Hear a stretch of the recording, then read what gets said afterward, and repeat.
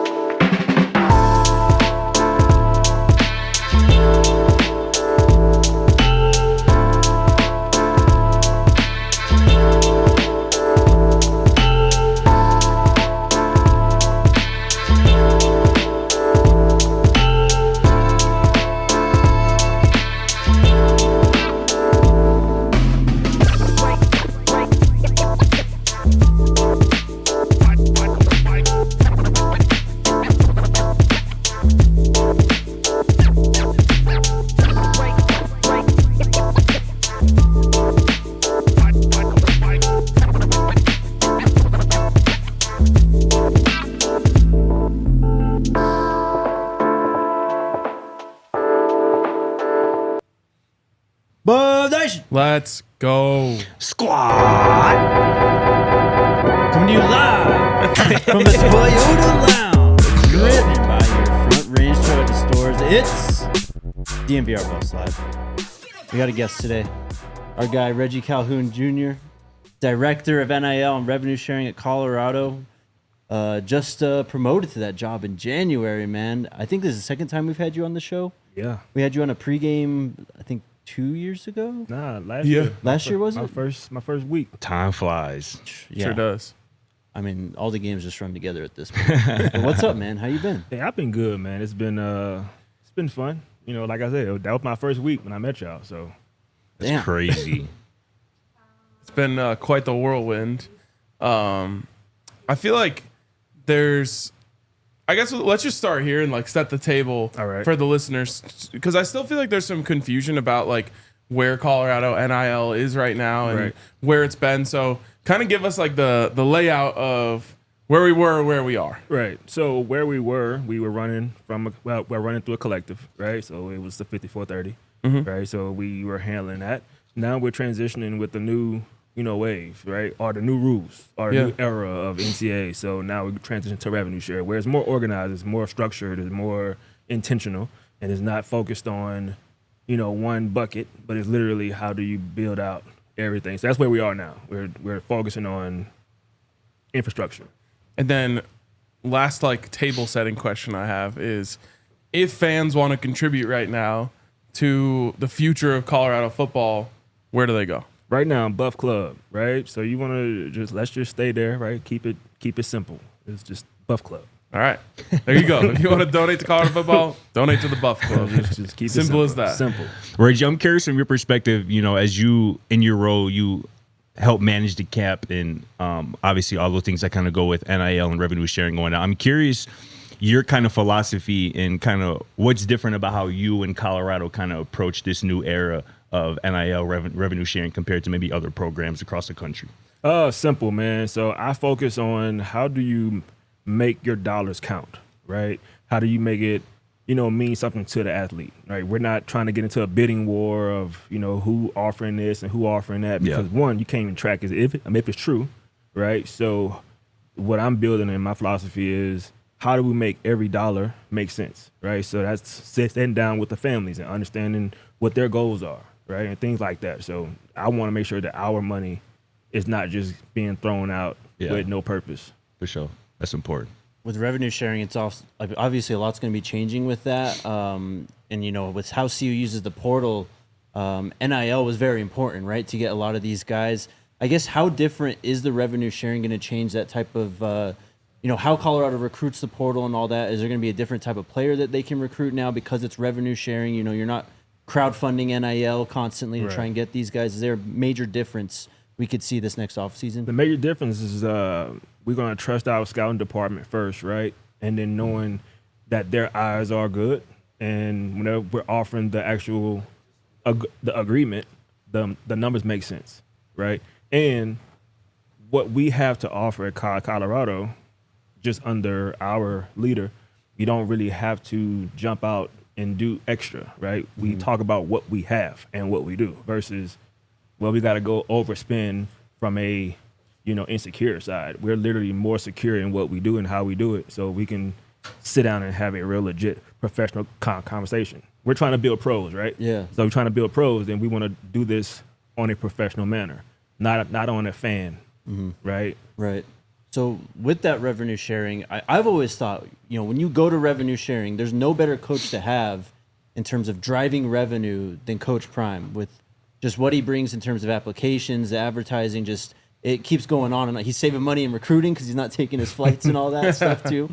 But is there an advantage, you think, because just Coach Prime is able to bring in more money, kind of keep the university's coffers more full than other universities? So I think we gotta look at it from the rules, right? So whenever the settlement does pass, there's a limit. I won't call it a cap, right? Because we're not gonna get into the cap space, but it's a limit. It's 20 and a half. So you have 20 and a half to spend, right? So that's where you create the even playing field.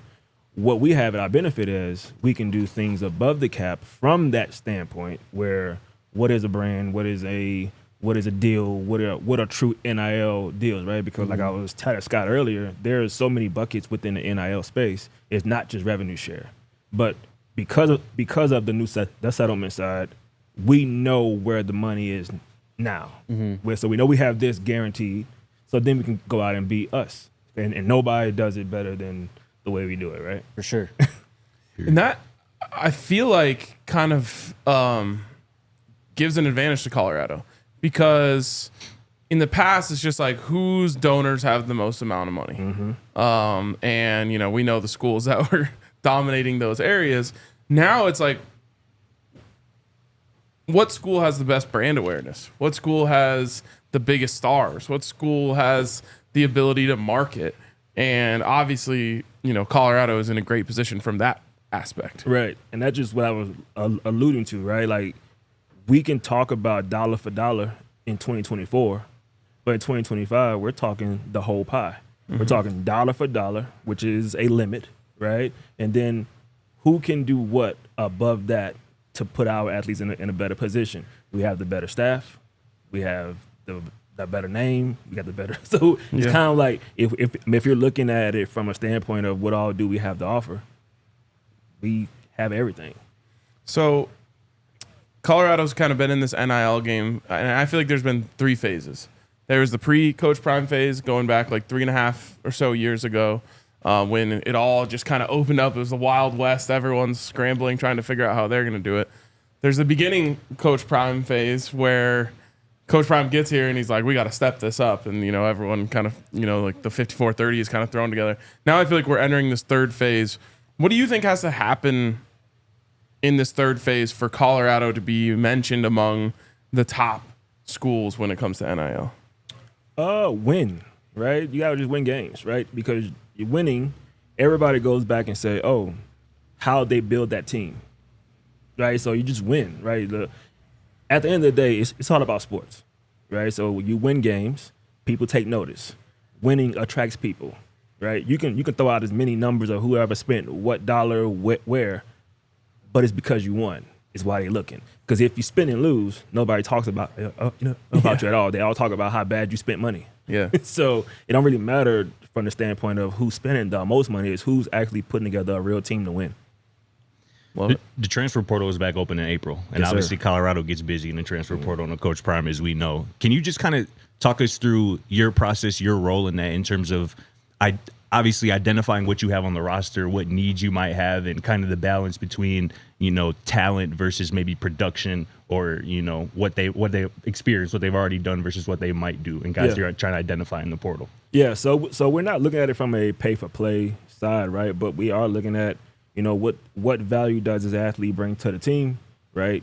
Is this a person that you're bringing in to help us win right now? Is the person that we're bringing in for culture? Is it a person that you're bringing in for notoriety, right? And then there's a value tied to that from a valuation standpoint.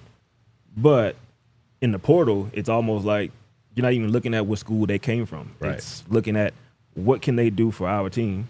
And that comes from me talking to the recruiting staff, the personnel staff, the coaches, and learning like what they want. And then how serious can we go after a kid, and what wiggle room I have to play with the budget, right? So, we might go a little over for one, right? But might try to negotiate for another. Yeah. Right. You may put one where it's like, okay, well, we can take this hit now, knowing that they'll be gone in a year. So it's literally I'm sitting in my space and I'm looking at the whole landscape of everything from a team aspect of what do we want to get done this year?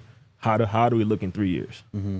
It really is like putting a puzzle together. It seems like with different moving pieces, trying to plan for the future while trying to obviously make sure you're successful right now in the present time. 100%. What RK said, people see NIL and like this current era of college football is like they always say the Wild West, right? That's a term that always comes up. Do you see this House versus NCAA settlement when the dust is all done and everything's put in place? Are we still going to be calling college football the Wild West because of how NIL and everything works still? I think the Wild West term is a lazy, it's like a lazy response, right? Mm-hmm. When you don't know, when you don't want to take the time to sit down and understand what this actually is. You call it the Wild West because call me lazy. Yeah, if you want to know one, you threw it out there. I ain't say use that. But if you're throwing it out and then you're just calling it the Wild Wild West, it's simply because you just don't know. And that's fine because it is a new industry integrated inside of an industry, right? Mm-hmm. But with change, there's always a person who has to come in and educate on what the market is, right? So I don't believe like once settlement happens, it's going to be a Wild West. It's going to be who can actually operate within the confinements of the rules now. And if you never knew the rules, it's going to be chaos for you, right? Mm.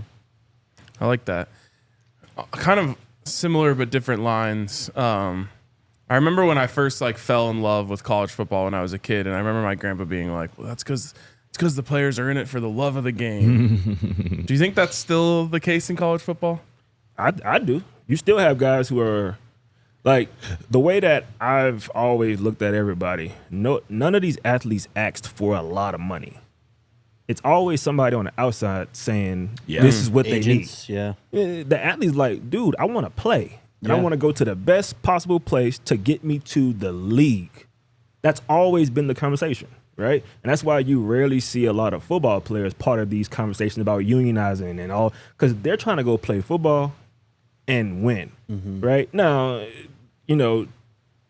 for the love of the game, we already know we all play ball somewhere. Everybody on your team wasn't there because they love to play ball. Sure. Some of them was there because they just love to be around their teammates. Yeah. Or their parents made them. Or their parents made them, right? Or the perks that come with just being on the team. So it's still the same concept. It's not like it just changed, right? Yeah. But those guys who are on the team, girls who are on the team and love the game, you're going to see those show, right? You look at Trav. Trav loves football. Yep. He just happened to be an amazing brand, but he loves football. Yep. So you don't take it away. It's just the people on the outside are the ones saying the guys are not doing it for the love of the game.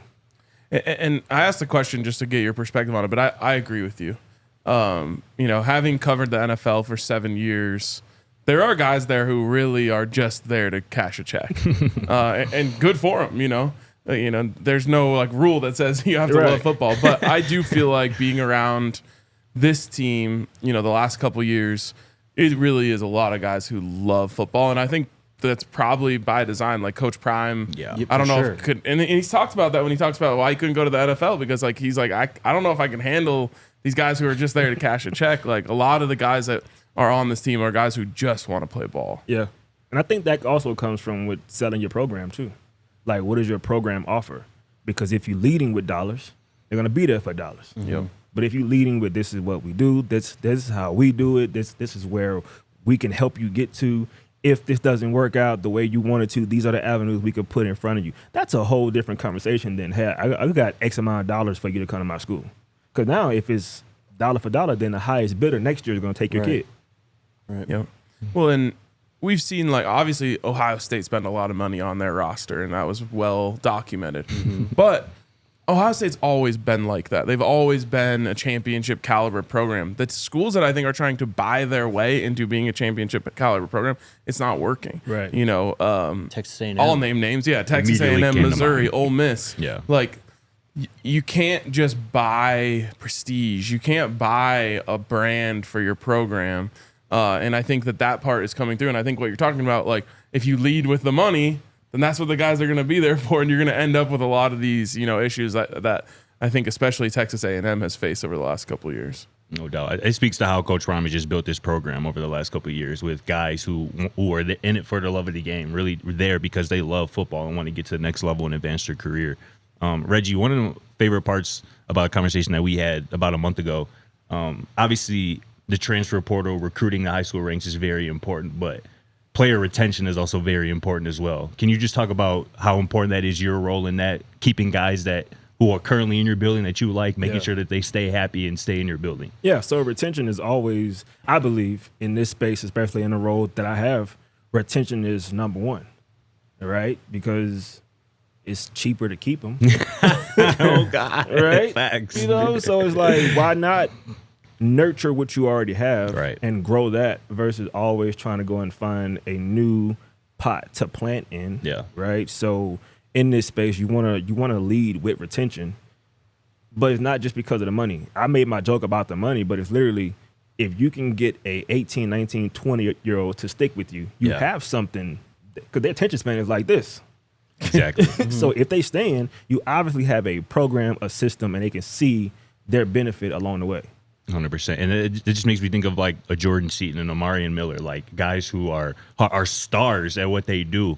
And again, it's one thing to land that type of player, that type of prospect at high school ranks, but it's a whole other thing to keep them locked in and invested into your program for years on years. And again, that's kind of what we're seeing here, obviously led by Coach Prime and the rest of you guys that, you know, in that facility and whatnot. It's awesome to see. Take our first break. Shout out to the homies at Bet365 Squad. NBA is coming back, I think, tonight, right? Game starting up tonight? What's today? Wednesday? Nuggets play tomorrow. Yeah. I think there are some NBA games tonight, though, yeah. That's facts. Tomorrow and Saturday. I do know when the Nuggets play, but I think the NBA is back tonight. So get in on the action over at Bet365. What are they called? The Four Nations. They have that game tomorrow as well, so you can get on that action as well. And when you download the Bet365 app, make sure you use the code DNVR365 when you sign up.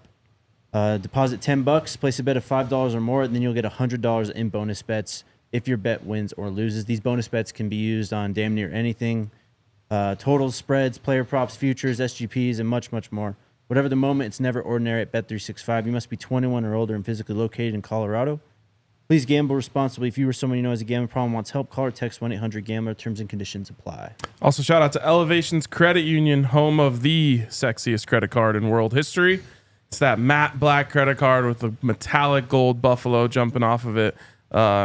Absolutely just the best. And even better than that is every time you swipe, it benefits Colorado athletics, which we're all invested in. So visit buffscreditcard.com to apply and see full card benefits of that Go Buffs Visa signature rewards card, the only official credit card of CU Athletics, only at Elevations Credit Union. I want to talk a little bit more about you. Yeah. What inspired you to kind of get into this, and you know what kind of like drives you on a day-to-day basis? Man, so you know, played college ball, left college with a degree, had no idea what I was going to do next. I got into entrepreneurship, started learning more about the business side of the world as a former athlete and leveraging the fact that I played ball, and that kind of got me into certain doors, which allowed me to speak to my experience and my ideas and my visions. And that led me to create a program in Dallas, Texas, which was cool for about 7 years, impacting athletes. I started seeing athletes whether you were a former pro or college or high school, they all have the same desire, what's next, right? So helping them build a brand, helping them build a career, helping them find a job, helping them make money.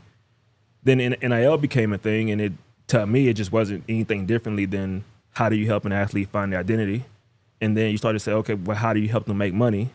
And then how do you help them stay tied into their school?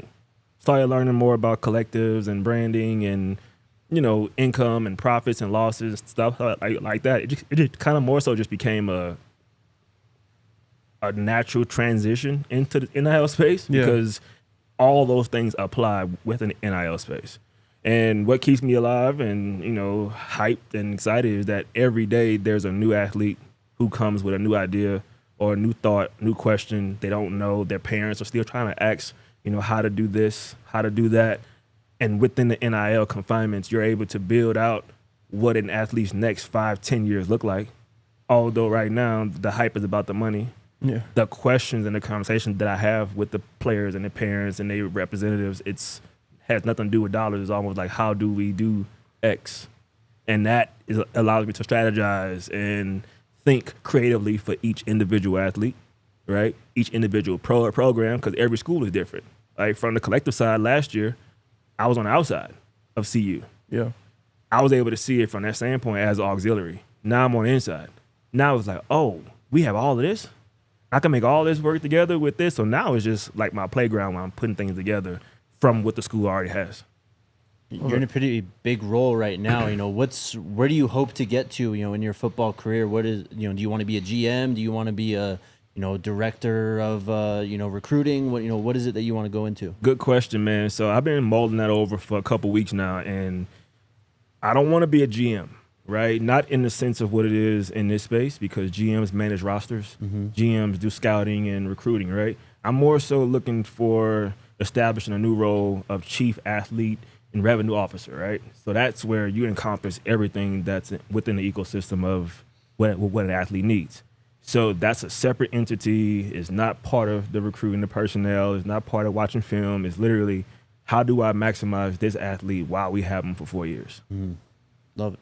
No, that's dope. You were talking about the business side of things, and that's something we talked about too last month when we talked. I'm curious just how you go about impressing upon these young athletes the business side of the game, because obviously football is a game, but it's also a business, particularly college football. Just how do you go about impressing that upon them, that you might be, playing football right now, but this could turn into something, whether it be NFL opportunities or obviously moving forward in the workforce and whatnot? I like to give examples, right? So you talk about LeBron James, right? He's a great athlete. Take that away. You look at what he's built with Spring Hill, more than an athlete, all those things that he currently owns, that he's leveraging his NIL to increase. Facts. Right? He has movies. He has friends that he put in position. Every athlete wants to help the people back home. You help them back home, not by just giving them money, but you put them in position to work for your enterprise. Facts. So think about yourself as a business, right? Then understanding like what the front office is, what the coaching staff is. For instance, I talked to a couple of the guys last week, and it was simply just, you wouldn't give out the GM or the owner of the team phone number to your homeboy to call him and say, hey, give me this, right? So teaching them how to even interact with the executive side of the team, right? Yes, I look cool, but I also have a role that's way more serious and structured outside of the coaching. I don't run drills, right? I run plays, right? I run real plays. I love it. Hell yeah. But in a structured setting, how do you teach them how to navigate the front office and look at guys like SGA, who's now being his own agent? Yeah. How do you become your own agent if you don't understand the rules? Facts. So, and how to communicate with an executive who's sitting across from you, who's talking about, cap strategy, signing bonuses and void years, and like you just sitting there like, oh yeah, it sounds good. So how much am I getting again? Right. So I really want them to understand, yes, you can handle the business, but know the business before you try to handle it, because if not, the business will eat you up. 100%. The SGA thing is crazy to me. That his agent is probably so hurt because I look at it, SGA is just like, they've got no choice but to give me the Supermax. Why would I give away a percentage of that? Swear. But he understands the game now. Yeah, for real.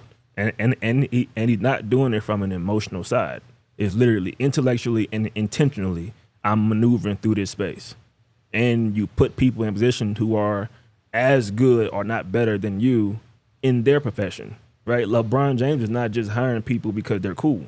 He's saying you either be the LeBron James of your field or get from around me, right? So that's kind of how I want them to start looking at it. Like, everything is not a charity, and that's what I really want the industry to learn more about. The NIL is not a charity, it's not donation, it's not fundraising. It's an industry and it's a business.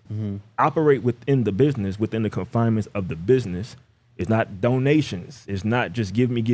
There's some things that go along with that, right? Yeah. And then if you don't have the true NIL, if you don't have a true brand, what else can you do within this industry to maximize what you currently have as an NIL? I asked Coach Prime, head of the Alamo Bowl, what's one thing you would change about college football? And he said financial like literacy classes, like on that topic. So I want to ask you, if you could change one thing about college football, just your experience as a player and what you're doing now, what would you change about college football to make it better, to make the sport better? Man, literally along that line, right? You got states that are passing laws about no state tax, right? That sounds great if I'm going to that school and I plan to live in that state for the rest of my life. Right. But if I leave this state, what benefit does that actually have to me, right? It works for the school. It works for that state. But financially, it doesn't really make sense for me if my overall goal is to come here, leverage this, and go somewhere else, right? So educating them on what a dollar actually means, what tax is, the strategies you can use to get around those things, how do you work within the confinements of the tax law, what is the tax law, right? And then what are you actually being taxed on? That's not just pass this bill and then we're going to just give a kid money and say, hey, because you come to our school, we don't have no state tax. Here's a lot of money. Right. Then what? Right? So it sounds good in the short term in sound bites, but I do believe along with what Coach Prime is talking about is educating them on the multifaceted area of finances. It's literally not just dollars. There's a lot that goes into making a dollar, keeping a dollar, and growing a dollar. There's way more things that goes into that, right? So yeah, I just think like educating them on, if I give you this contract, what does this contract actually mean?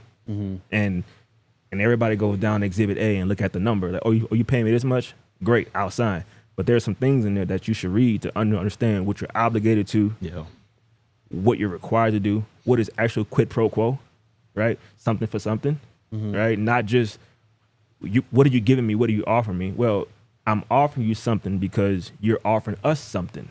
What are you actually offering? And is it of equal value of what I'm giving you? And everybody talk about the fair market value. Right. Fair market value is, once again, it's a lazy term.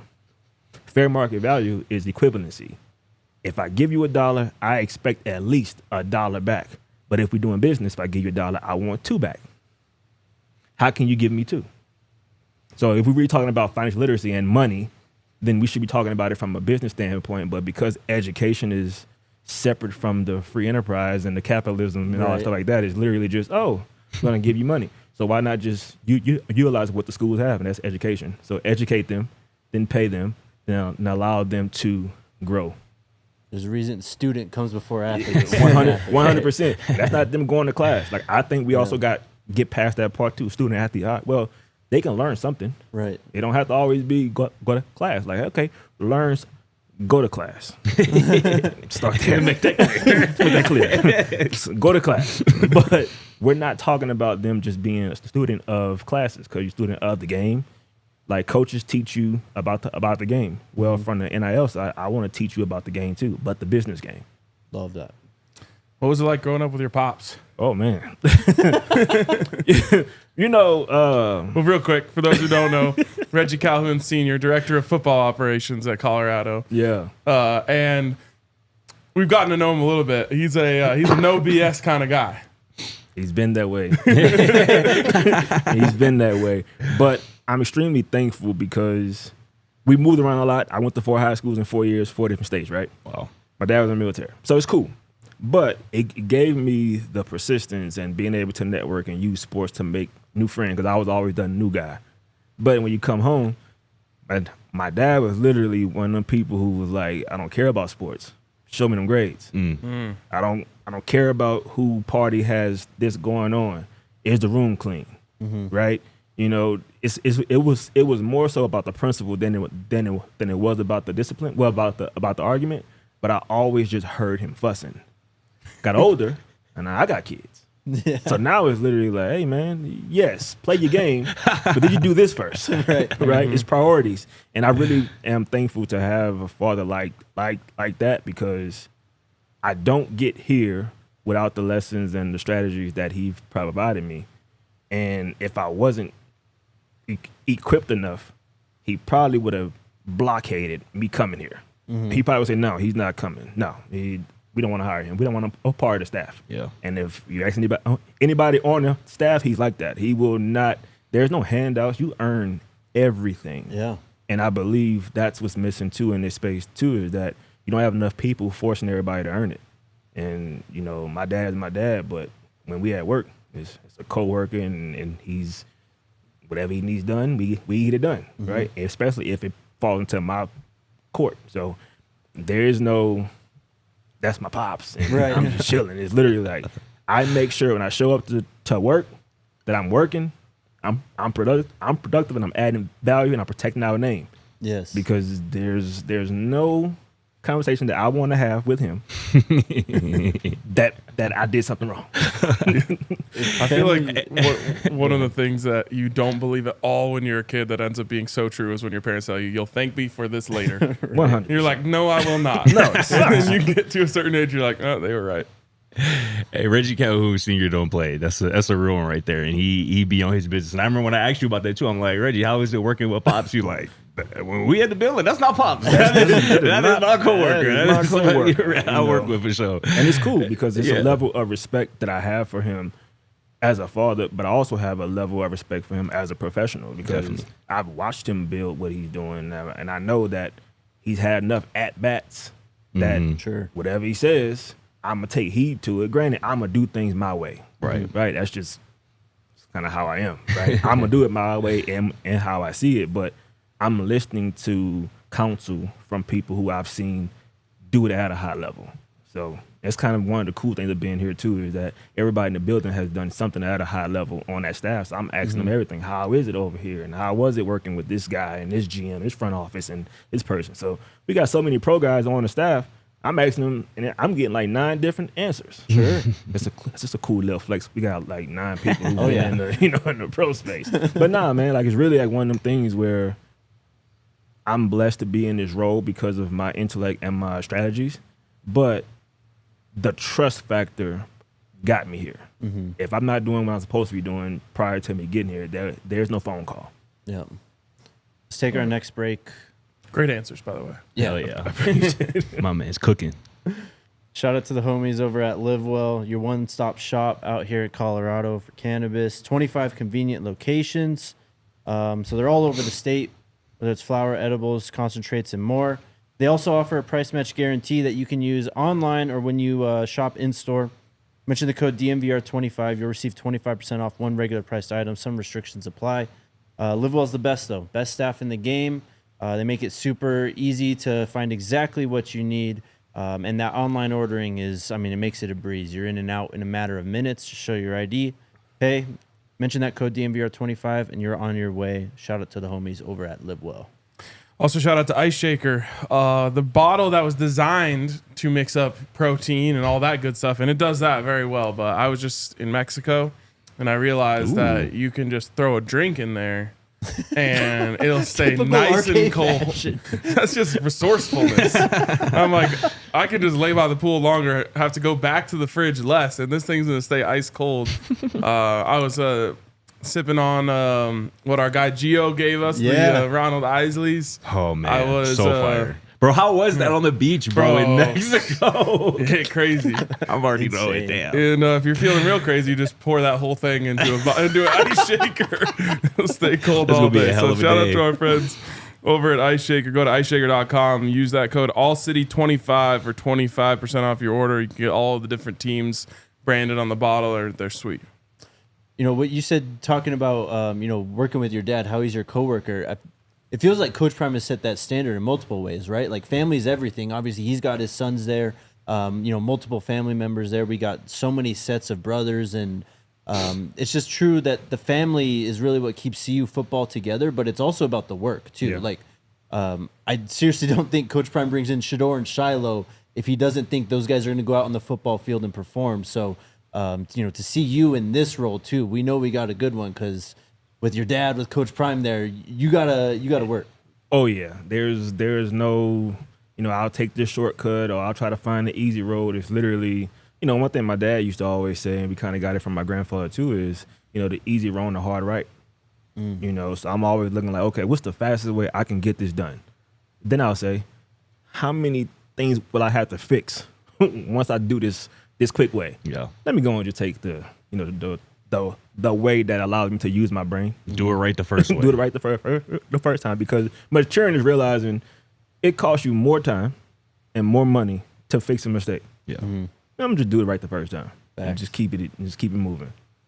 For sure. And I feel like a lot of people, the word nepotism gets thrown around, right? And people think that Shedeur, Shiloh, you being Reggie Calhoun Sr.'s son, might get, some leeway when it's literally the opposite. You got to do more when you got that fatherly presence in your life, especially like a Coach Prime, like a Reggie Calhoun Sr. You mentioned that right before the break, just about all the Hall of Fame staff and that coaching staff. What's it like to have, the facility damn near be, Canton, Ohio, with all the Hall of Famers working through there, all the guys that you can pick the brain of? What's it like kind of being in that facility with all those minds? What's amazing, man, is that all these guys are professionals and they're pros and they're coaches. Yeah. They're coaches first. Like, they walk in the building and they're a coach. And I think because I have such a unique aspect in the space where I was a former athlete, I also coached, I did recruiting, I'm on the business side, I can sit in a room and talk to a coach about coaching. Facts. Without being starstruck, right? A lot of these guys are really here to do a job, and they're here to do it at a high level. So I respect them first as a professional, and I'm asking things that are professionally driven, not, hey, what was it like playing against That's not going to move the needle forward, right? Yes. So I think there's a level, and I think that's what also makes our NIL industry at CU different too, is because our guys are able to see people who are rich operate. So they get to see firsthand what it's like to move around with money. That's so invaluable. You get to see that. Facts. So I think we also look at the coaching years and the gold jackets.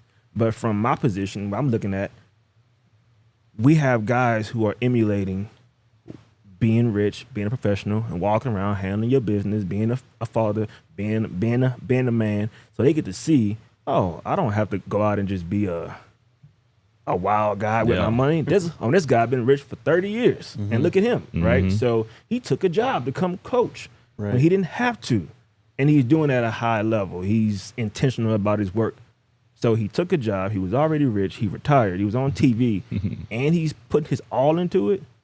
Okay, I'm striving for that, right? I just think we just have a different level because we can relate to them as former athletes, professionals in the business and entrepreneur space, and a double back on the second part of our life. It was like, oh, this is what we gotta do on this serious tip. So whenever I ask them things like, so what would you do? You do it all over again? It's like this, because they've been doing it just naturally at this high level. So there's no regrets of I wish I would have. Because from the first time, they did it their best way the first time. That's why they all have jackets.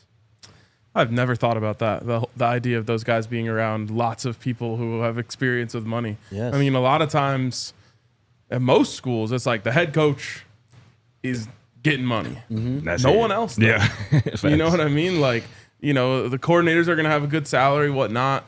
But it's not like this where, like you said, some of these guys have been rich for 30 years. I mean, Warren Sapp is a senior defensive quality control analyst. Yeah. Like whoever's in that position at another school is like just sleeping on a couch trying to make it in the industry. For real.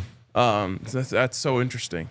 All right, I'm not going to make you like pick favorites, but who are some of the guys on the team that you really enjoy talking to, being around?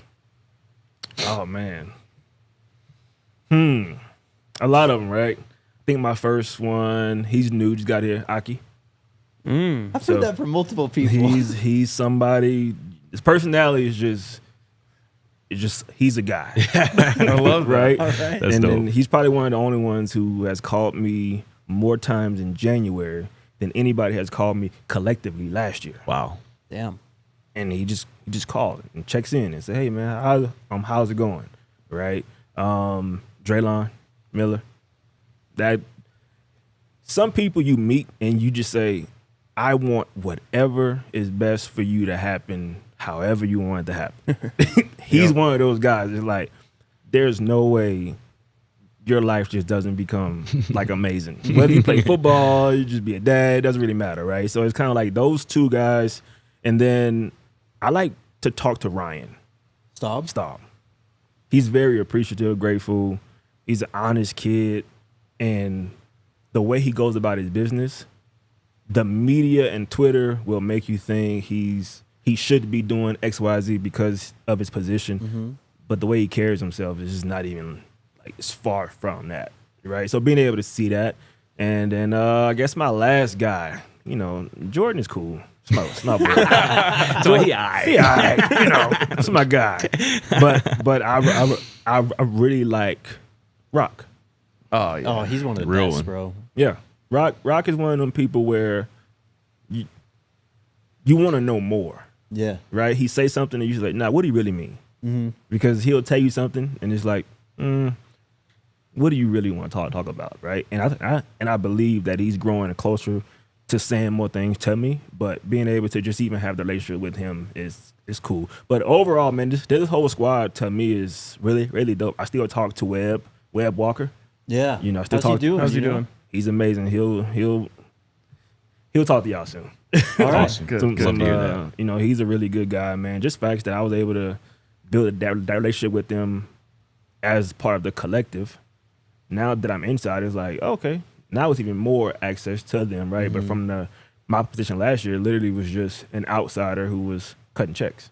Now it's, oh, you're still here, Right. And they all respect me for not being the money guy. It's literally like, oh, that's Reggie. Yeah. Right. So I built enough rapport with those guys and I got enough cachet that, they kept me around and they holler at me, call me. Awesome. That's dope because Think you're it- a real one for sure. I think it really speaks to just like the quality of player and person that's on this team. Like anyone you talk to is going to give you a different answer to that question. Sure. Of Yeah. who's your favorite guys to be around, and we would give a different answer too. But I mean, like, there's obviously some that come up for everybody, but I think there's a lot of like just great young men around this program right now. And I feel like you can even see some of the growth in them just in the 2 years that, we've known them. Oh, absolutely.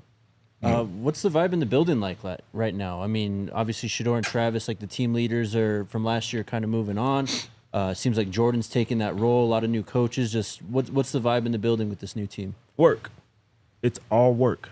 And I made a joke the other day and I said, this is what a real program looks like in the spring. People just work, right? The superstars are gone. So now they all come work. They go to class, workouts, eat, and they go home. This is a normal program. Everybody, this is what a program feels like. It's not always turned up like it was for the last 2 years, right? So I think even getting acclimated to this new flow of how it looks, you still see the hunger. You still see like, oh yeah, we're trying to get to that championship level, but it's a different vibe to where it's that blue collar traditional. Hey, it's not a lot of finesse. It's true blue collar work.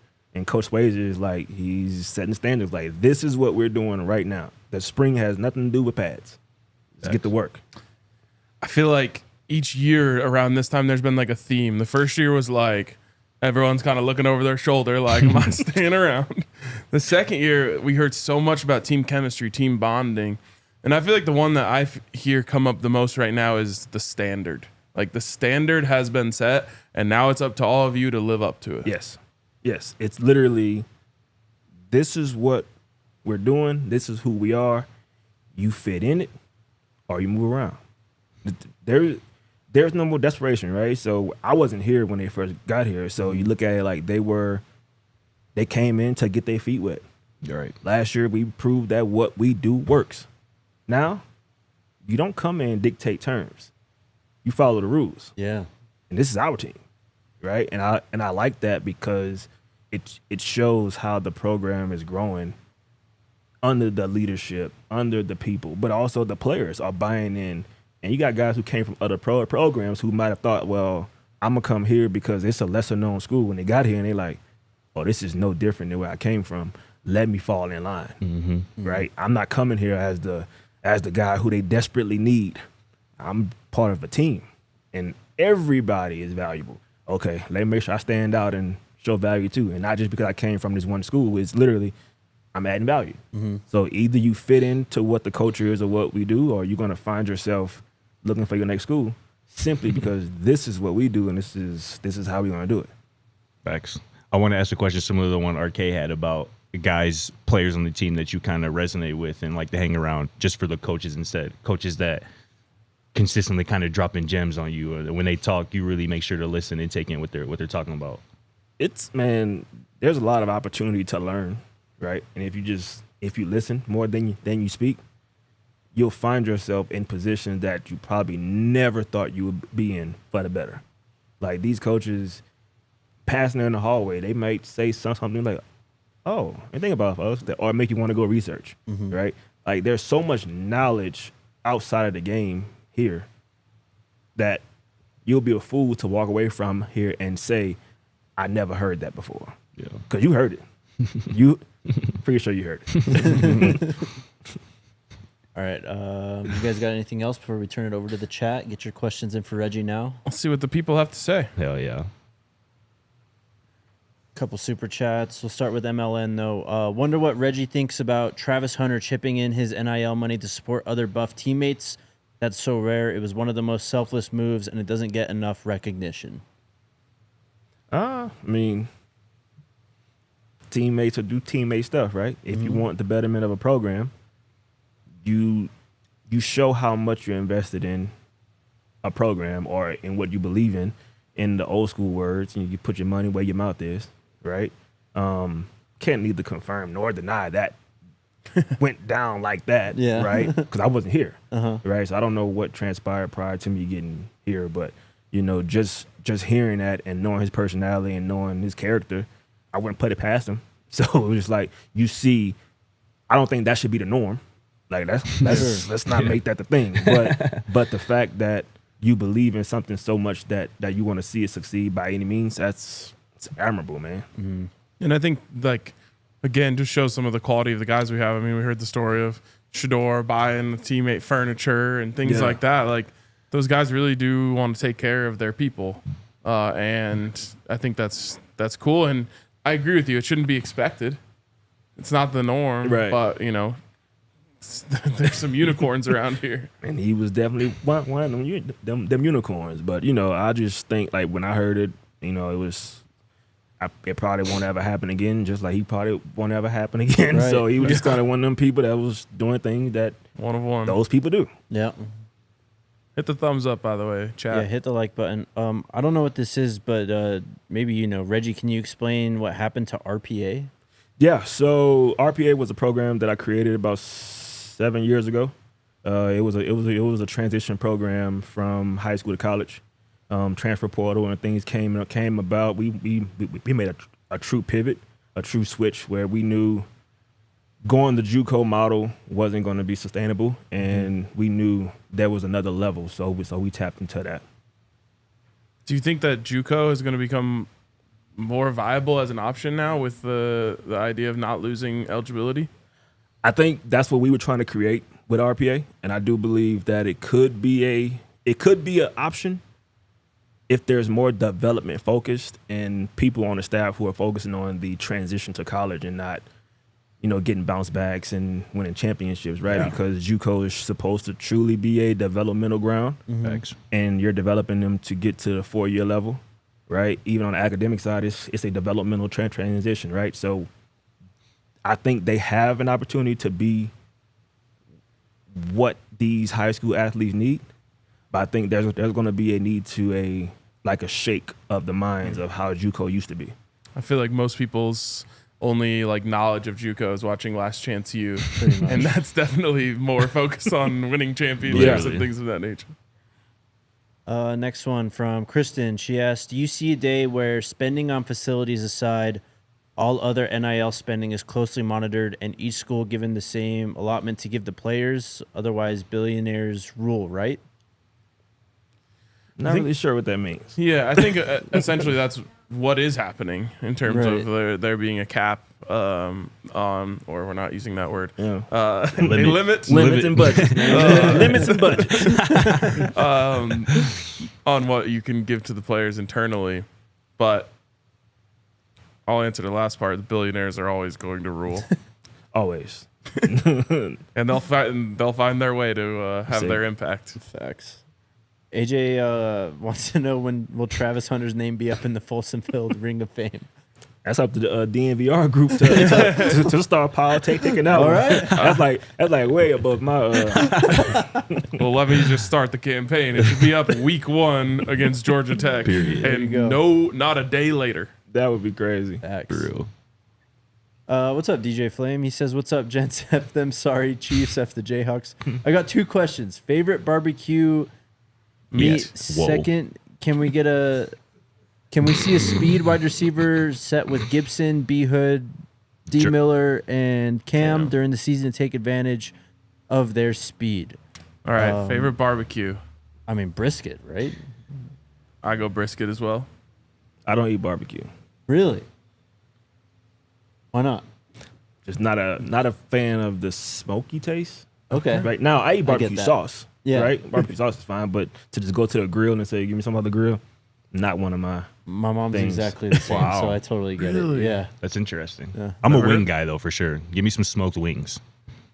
It hit All right. every time. Or burn ends, more specifically. Yes. Burn ends are elite. Brisket is definitely an elite pick though, for sure.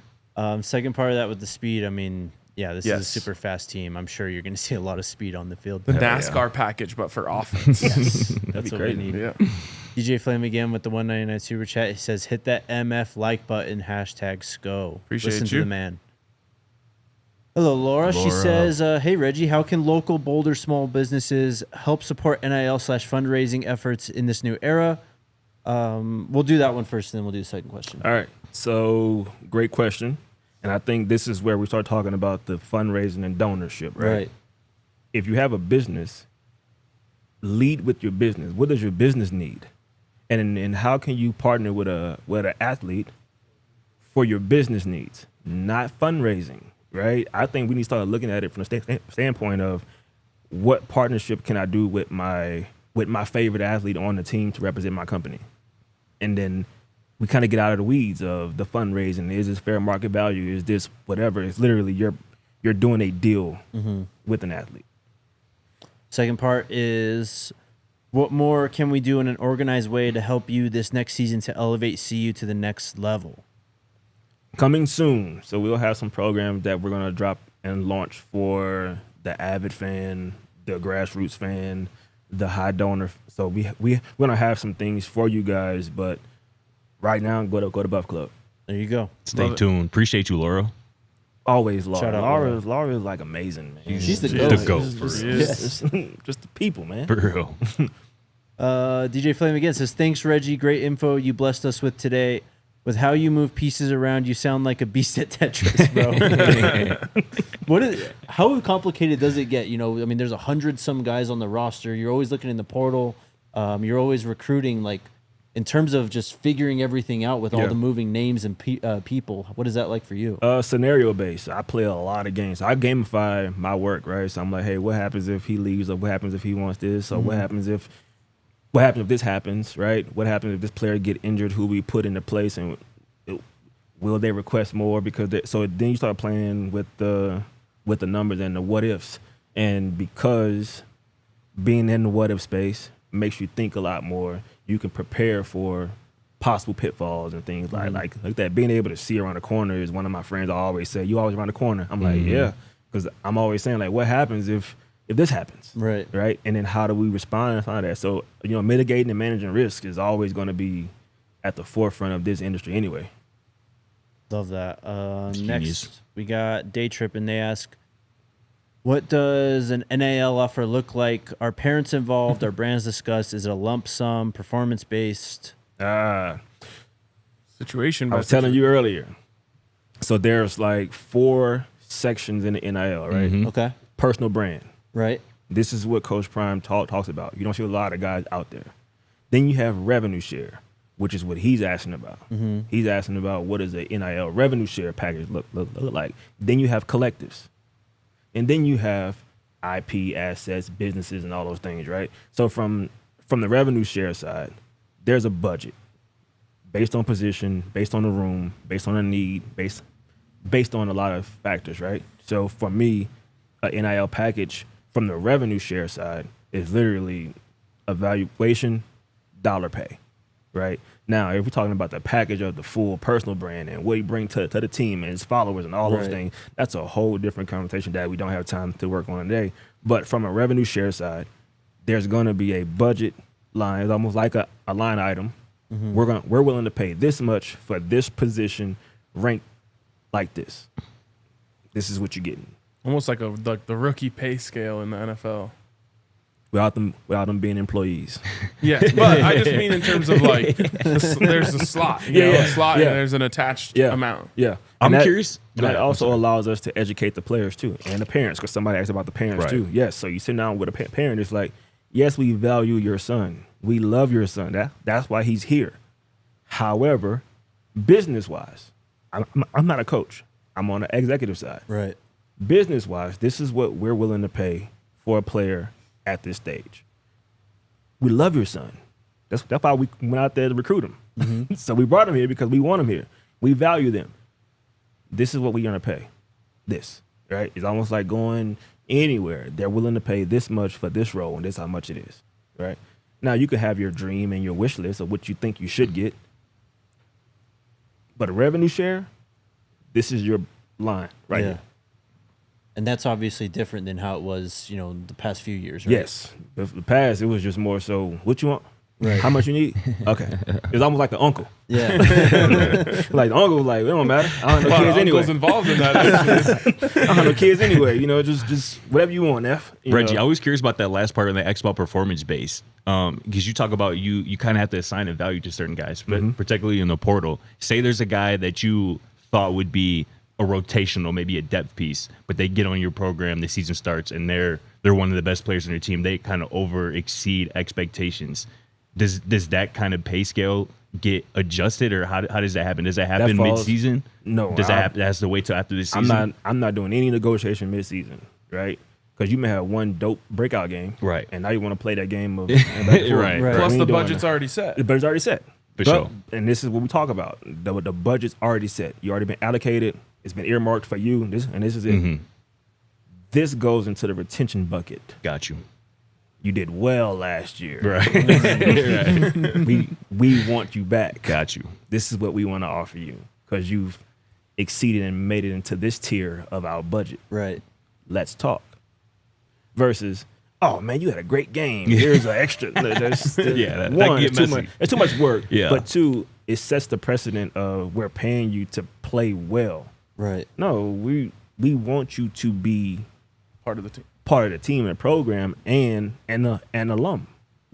So it's a retention convo, not a bonus conversation. It's literally like, hey, we really want you to come back because you did do well for our team. You have value, right?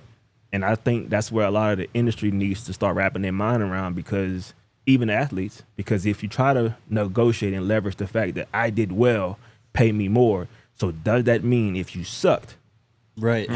Yeah, I get to take some money back. Slope. So that's where I educate them on, hey man, we got to be smart on how you try to leverage off of Moneyball. Yeah. This ain't it. Right. Like, this is college. This is still college, right? It's still college, and there's a budget. There's a limit. We're not doing my client and this is that. No, Mr. Agent. I love the fact that you're so ambitious and want to get your client more money, but it's still a college though. Yeah. Right? And that's kind of where the industry needs to start being more firm in what we want to accomplish, because the house settlement still won't change the mindset of the people who cutting the checks. Yeah. You still have to have a wherewithal of like, this is what we're not doing. Yeah. We can't bankrupt the school, and we can't overexert ourselves for a position based on superficial rankings from a company that makes money off of rankings, right? It's kind of like they're making money off of this, and you're spending money off of this. Yeah. Facts. Nobody winning. Yeah. Right? But if the school is set and the structure and infrastructure and things like that, even like guys like a Rich Paul might want to deal with more schools if there's a structure. Right. Right? Right now, the real professional agents aren't trying to get in this space because there's no structure. Yeah. And that's why it's all over the place. So Good Love stuff. that, man. We got a $4.99 super chat from Scraggy. Did they say anything in chat? Nope. Appreciate you. Appreciate you, Scraggy. Reg, this is great, man. Appreciate you guys. Thank you so much for coming down, bro. You're doing big things. The future of Colorado football is bright, and it's awesome to know that you're one of the people, kind of leading the way for it. Appreciate you guys for having me, man. Y'all show love, man. So I figure I'll come up too. But nah, man, I just want to make sure that we're doing it the correct way. And if they gave me the keys to, lead this thing, I'm not doing it from a fan. I'm actually doing it from my experiences and what you brought me here to do. So my goal is to implement what I believe is structure, but also work within the confinements of what the program is and what Coach Prime wants and what the school wants. But also, hey, this is how I believe it should be ran and how we do it. But it's a true partnership for me. Definitely. You killing it, my dog. Appreciate you coming through. Hey, thanks, man. All right, there is Reggie Calhoun Jr. We'll be back tomorrow. A lot to get to. Yeah. Stay tuned. Let's go Buffs. Let's go Buffs. We all silly like the mayor.